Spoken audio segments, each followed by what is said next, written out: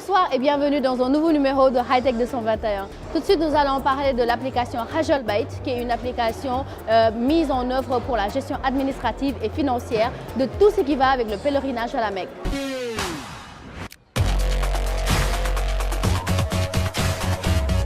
HajlByte, c'est une plateforme créée par la société Euclid. Euclid, c'est une petite société d'informatique et de communication. Donc, nous avons créé HajlByte, une plateforme qui permet de faire une gestion administrative et financière du pèlerinage à la Mecque. Ce qui m'a poussé à créer HajlByte, tout d'abord, moi j'ai été acteur. J'ai travaillé dans le pèlerinage. J'ai assuré la gestion pour une agence pendant 3 ans.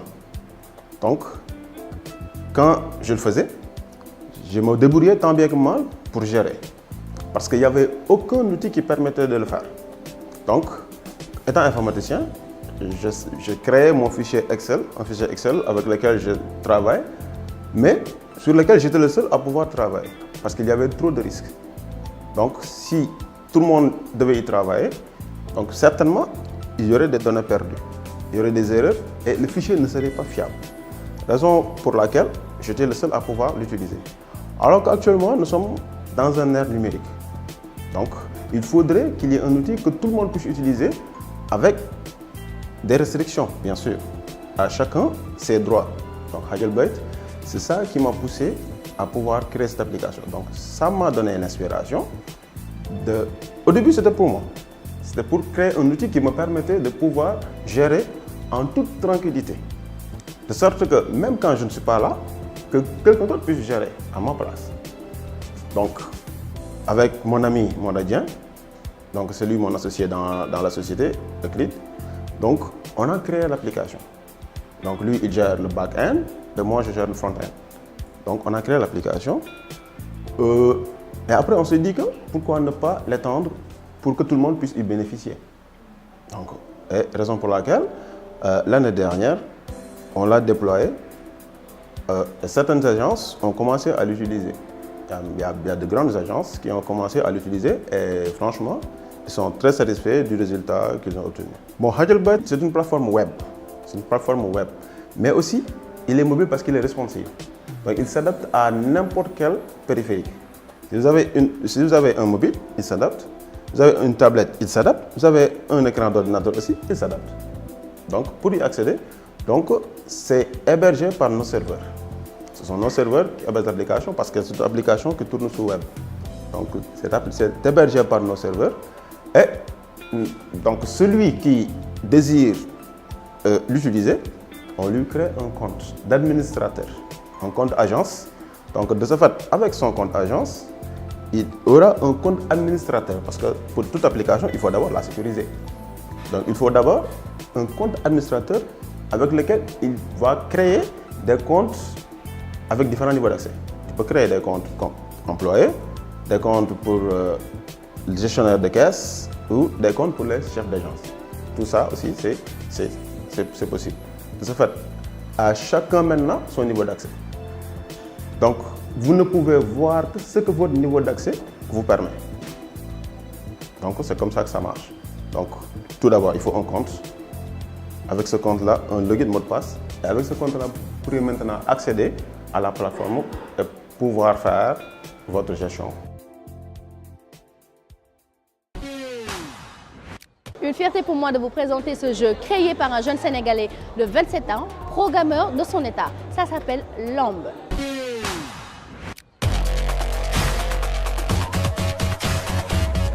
Lamb est notre sport national. C'est une idée de mon grand frère qui lui est venue il y a 3 ans de cela, alors que je n'avais même pas commencé à faire la programmation. J'ai créé Lamb parce que j'ai vu des jeux américains et européens comme Street Fighter, des jeux de combat dont les Africains utilisaient. Je me suis dit que pourquoi ne pas créer une application typiquement africaine qui met en valeur notre sport national. Chaque fin d'année, il m'arrive de publier mes objectifs de l'année. Cette année-ci, je me suis dit que j'allais faire de telle sorte que mon entreprise d'offres soit connue. Je n'avais pas les moyens de faire de la publicité, alors je me suis dit que j'allais créer 4 applications, 4 sites internet qui allaient intéresser tout le monde. J'ai commencé par créer un site qui se nomme samamode.com. J'ai vu que le site n'avait pas beaucoup de flux. C'est ainsi que mes amis m'ont conseillé de créer un jeu sur la lutte sénégalaise. Vu l'engouement qu'elle a sur la société sénégalaise, c'est ainsi que mes amis m'ont conseillé de créer cette application. Pour le moment, l'application est disponible uniquement sur Play Store. Nous sommes en train d'y remédier pour qu'elle soit disponible sur d'autres plateformes de téléchargement. Pour le Tech Zoom de ce numéro, nous allons parler de la vidéo en streaming. C'est un sujet qui a été plébiscité et très demandé.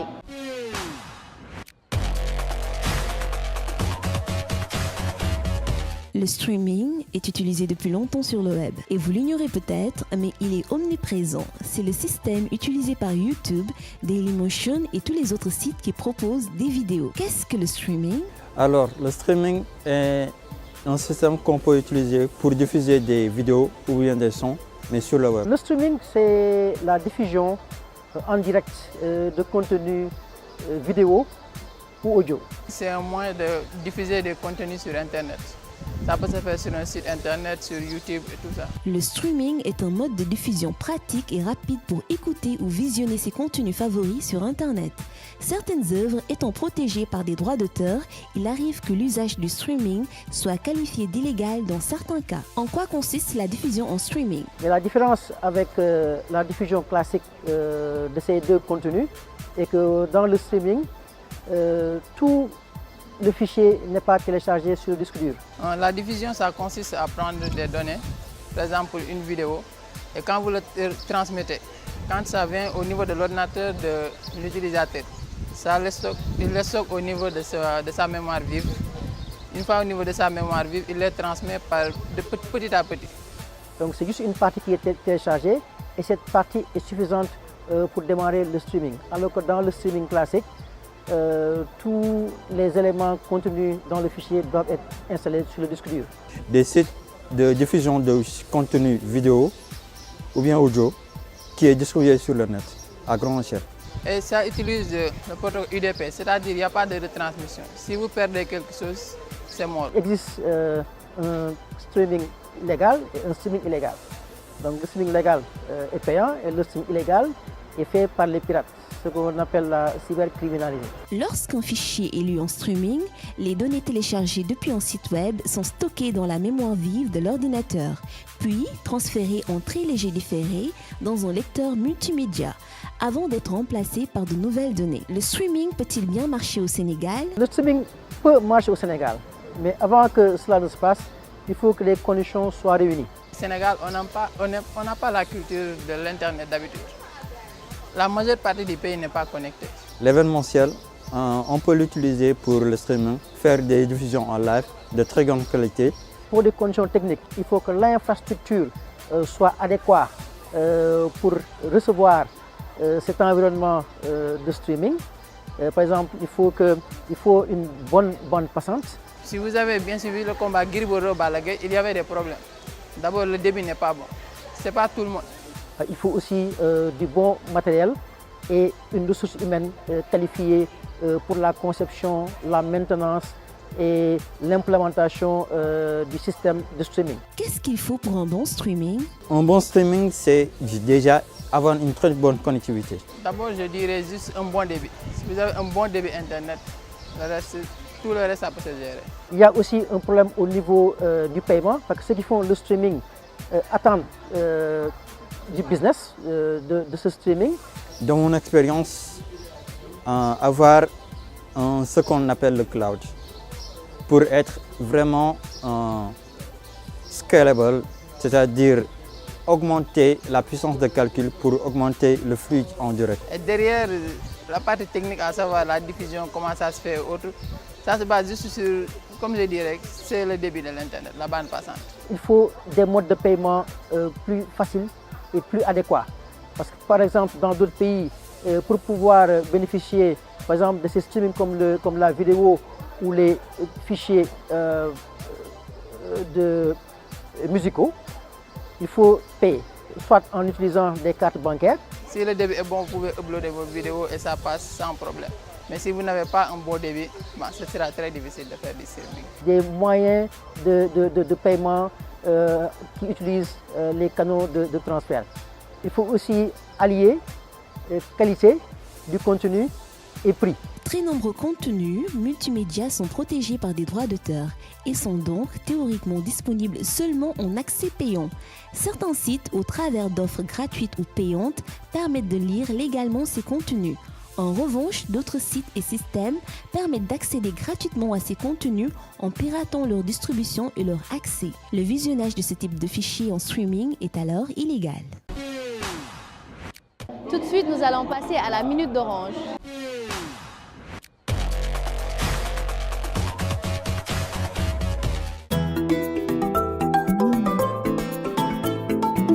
Bonjour, je m'appelle Mengue Ndiaye, je suis chef de produit ICT à Orange Business Service. Orange Business Service, c'est la marque du groupe Sonatel qui propose des solutions aux PME et aux grandes entreprises. My Business Suffit est une solution qui pourrait beaucoup intéresser vos responsables marketing, car en plus de fournir du Wi-Fi sécurisé, elle permet de pouvoir récupérer de la base de données de vos visiteurs à travers son portail captif, qui permet également de rediriger vos visiteurs vers votre site web et également de diffuser des vidéos publicitaires. Alors c'est une offre qui est vraiment intéressante avec beaucoup d'avantages. Pour parler de l'offre business téléphonie, je dirais tout simplement que c'est pour permettre aux entreprises d'acquérir un système téléphonique fixe en entreprise sans investissement initial.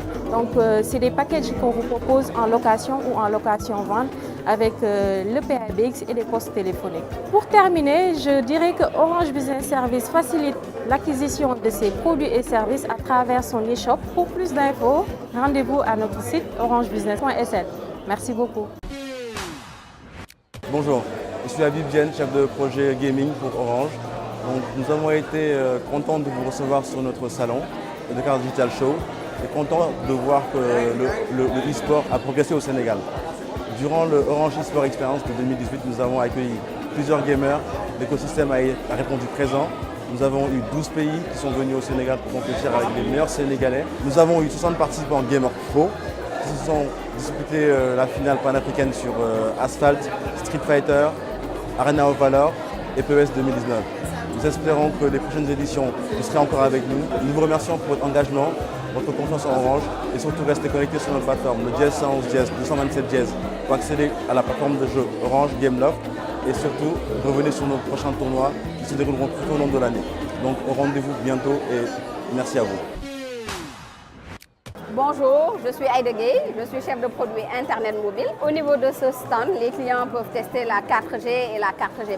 Comme vous le savez déjà, la 4G+, c'est 2 fois plus de débit Internet pour un meilleur confort d'utilisation Internet mobile. C'est disponible au niveau de plusieurs capitales régionales comme Saint-Louis, au niveau de l'Université de Saint-Louis, au niveau de Ziguinchor, à Dakar bien sûr, au niveau de Mbour et au niveau de Thiès, au niveau de Kaolack. Pour avoir la 4G+, le client doit avoir une SIM 4G, être dans une zone de couverture 4G+, avoir un téléphone 4G+, et avoir bien sûr un pass Internet en cours de validité. Si vous avez déjà un téléphone 4G+, ou 4G, vous pouvez vous rendre en agence pour bénéficier gratuitement d'une puce 4G. À bientôt pour d'autres infos sur la 4G+.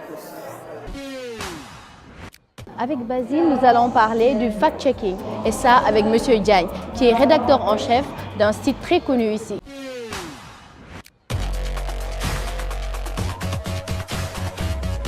Hassan Diagne, bonjour. Bonjour Basile. Vous êtes le rédacteur en chef du site Africa Tech francophone, du site francophone Africa Tech. Oui.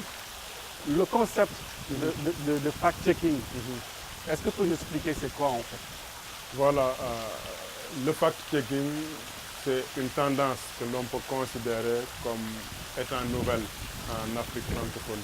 Mais en réalité, elle existe depuis les années 90 aux États-Unis, dans les pays anglo-saxons de manière générale. Quand on dit fact-checking, vous voyez que c'est de l'anglicisme. Exactement. Ça vient de l'anglais, ça signifie vérification des faits. Mais vérifier des faits, les journalistes l'ont toujours fait. Exactement. Vérifier, recouper, ça a toujours existé depuis que le métier existe. Mais la vérification dont nous parlons, elle est différente du contrôle de qualité que les rédacteurs en chef font sur ce que produisent leurs collaborateurs avant de diffuser ou de publier. La vérification dont nous parlons ici consiste à s'assurer de l'aspect exactitude de propos déjà diffusés ou publiés. Donc, et nous, qu'est-ce qu'on fait? On s'intéresse à l'aspect exactitude. Un tel a dit, c'est déjà publié, c'est connu de tout le monde, mais est-ce que c'est vrai? Nous, c'est ce travail-là que nous faisons lorsque nous parlons de fact-checking. Est-ce que les deux concepts sont les mêmes quand on dit fact-checking et fake news? Fact-checking et fake news, le fact-checking part sur le fake news. Le fake news, c'est une information c'est une fausse info. Et maintenant, le fact-checking, c'est en réaction aux fake news. Alors, à quoi consiste votre travail au niveau du Sénégal? Au niveau du Sénégal, ce que nous faisons, le bureau de Dakar abrite la rédaction francophone, qui pour le moment accorde la priorité à ce qui se passe ici au Sénégal. Mais il nous arrive aussi de nous intéresser à d'autres pays de la sous-région, des pays francophones, notamment la Côte d'Ivoire et un pays anglophone, le Nigeria. Voilà les 3 pays sur lesquels nous travaillons sur divers sujets, des thématiques qui sont importantes pour nous. Et par important, nous voulons dire des sujets susceptibles d'avoir un impact sur la qualité du débat public dans nos différents pays. Alors, depuis le lancement de votre plateforme, quelles sont les activités que vous avez faites? Parce que j'ai entendu parler même du prix de fact-checking. Voilà. Depuis le lancement de la plateforme ici au Sénégal, je pense que ce mois-ci, dans 2 jours, nous allons célébrer notre 3e anniversaire, le 8 novembre. Donc, depuis le lancement de ces activités, nous avons notre site web, qui est où il y a nos activités phares, on les retrouve sur notre site web. Nous avons une émission de radio que nous animons, c'est une émission hebdomadaire avec la West Africa Democracy Radio, une émission hebdomadaire sur le fact-checking. Ça, c'est pour le côté journalistique. Mais indépendamment de cela aussi, nous avons les prix africains de fact-checking qui cherchent à promouvoir la pratique du fact-checking en Afrique de manière générale. Donc ça, c'est l'une de nos activités, stratégie de promotion.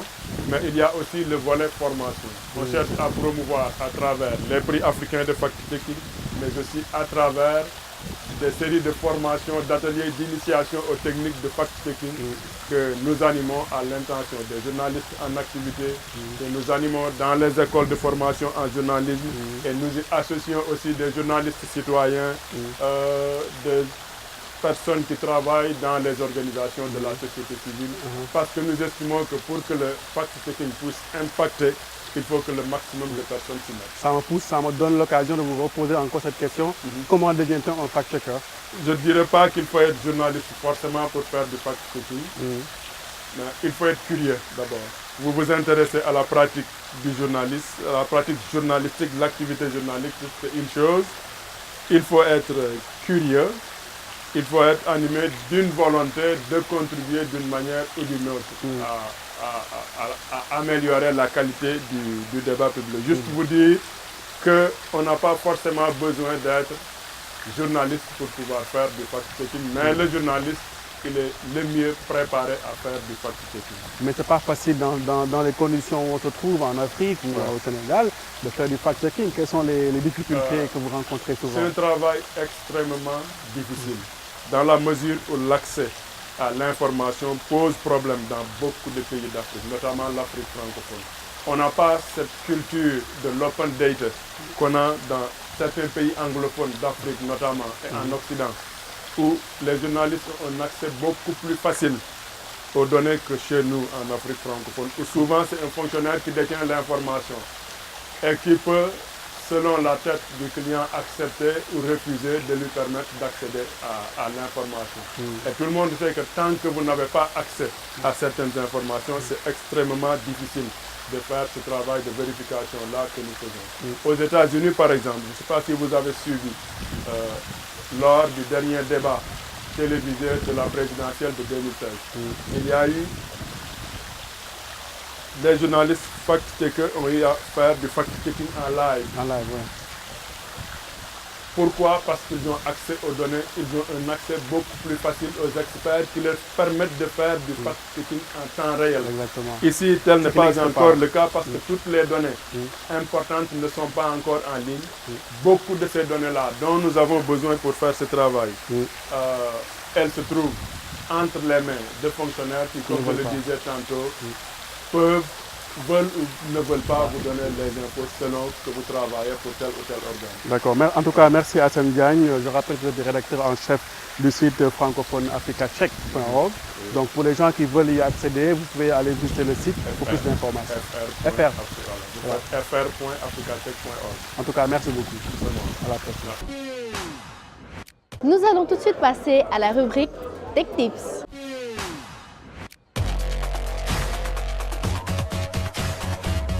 Aujourd'hui, on va parler de DSCP et d'un masque de sous-réseau. Le DSCP, c'est un protocole qui permet à un réseau ou bien un équipement sur le réseau de diffuser des adresses IP automatiquement. Vous avez deux façons. Si vous avez par exemple un réseau de 5 machines, là il est possible de mettre sur chaque machine une adresse IP. Mais imaginez que vous ayez un réseau de 100 machines. Faire le tour sur chaque machine, mettre une adresse IP devient compliqué.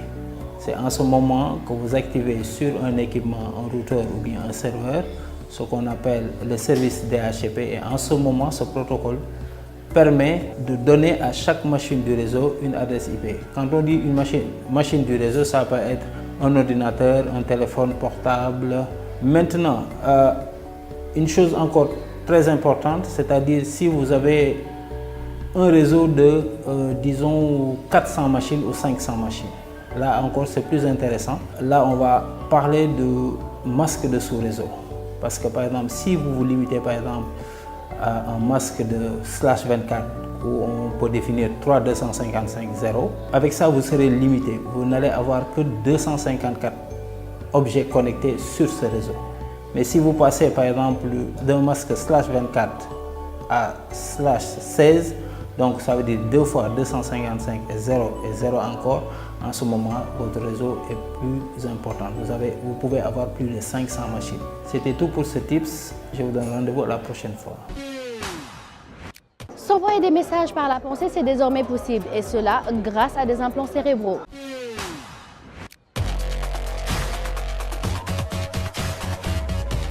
Les portables, tablettes et autres ordinateurs sont implémentés dans la vie quotidienne, pour le meilleur comme pour le pire.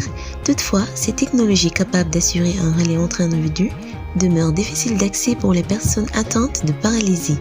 Afin de pallier ce problème de longue date, les chercheurs ont mis au point des implants cérébraux, permettant aux patients de contrôler une tablette électronique. L'implant de la taille d'un cachet d'aspirine détecte l'intention de mouvement au niveau du cortex, moteur des patients. Ces signaux sont décodés puis transmis aux appareils électroniques via Bluetooth, une technologie qui a déjà fait ses preuves dans le contrôle des bras robotiques ou même dans la capacité à retrouver l'usage de ses propres membres.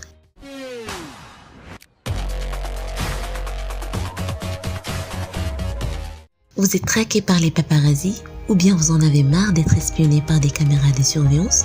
Devenez invisible. Ce foulard magique vous permet de disparaître littéralement sur les photos et vidéos. À 28 ans, Saïf Siddiqui est le concepteur de ce tissu révolutionnaire. Le foulard Ushu permet de vous rendre invisible sur les photos et les vidéos surveillance lorsque celles-ci utilisent un flash afin de mieux protéger votre vie privée, si tant est que vous soyez poursuivi par des paparazzis en permanence. Ce foulard est fabriqué à partir d'un tissu spécial contenant des milliers de cristaux nanosphériques qui réfléchissent la lumière des flashs d'appareils photo ou des caméras à l'extrême. Cela a pour effet de rendre la personne qui le porte totalement invisible sur les clichés et les images. En somme, c'est un peu comme si la lumière du flash revenait à la figure de l'auteur du cliché. Cependant, l'invention ne fonctionne pas si la caméra ou l'appareil photo n'utilise pas son flash. Saïf Siddiqui a également lancé le même concept avec une coque de téléphone ou encore une cravate. Nous arrivons à la fin de cette émission. Merci au Dakar Digital Show, sans qui nous n'aurions pas tourné cette émission. Et en attendant, je vous donne rendez-vous dans 15 jours pour un nouveau numéro de Hightech 221. Mais c'est moi ça?